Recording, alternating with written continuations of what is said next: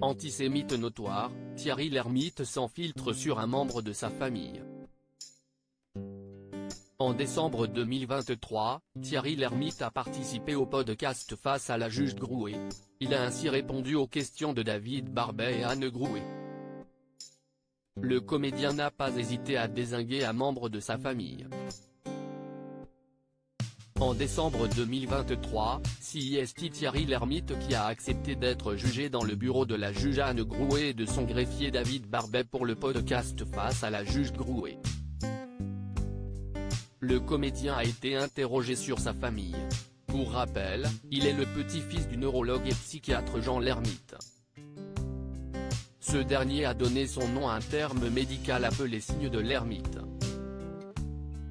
S'il a pu passer quelque temps avec son grand-père avant qu'il ne meure, il a expliqué qu'il n'avait jamais vu la femme de Jean Lhermitte. C'était une femme fort désagréable, a-t-il lancé dans un premier temps, attisant la curiosité de son interlocutrice. C'était une antisémite notoire qui a répugné son fils lorsqu'il s'est marié avec ma mère qui est juive. Donc je n'ai jamais connu cette femme, a-t-il ajouté. Pour rappel, les parents de Thierry Lhermitte sont André Lhermitte et Rosanne Bouchara. Concernant son père, le comédien aujourd'hui âgé de 71 ans garde de lui le souvenir d'un homme qui aimait faire la sieste.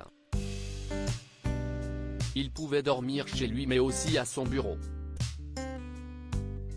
Il avait un goût assez prononcé pour la bouteille. Donc je l'ai entendu dire beaucoup de bêtises, a-t-il ainsi ajouté. Sa maman a été journaliste pendant une grande partie de sa vie.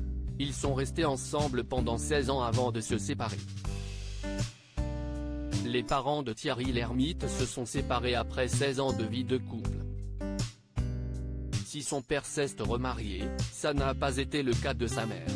Il semble avoir très bien accepté le remariage de son père puisqu'il estime que sa belle-mère est une femme charmante. Elle est d'ailleurs toujours en vie. Il a grandi lorsque l'éducation des enfants se faisait encore avec d'un côté les filles et d'un autre côté les garçons. Il a connu la mixité qu'à son arrivée au lycée, lorsqu'il avait 16 ans.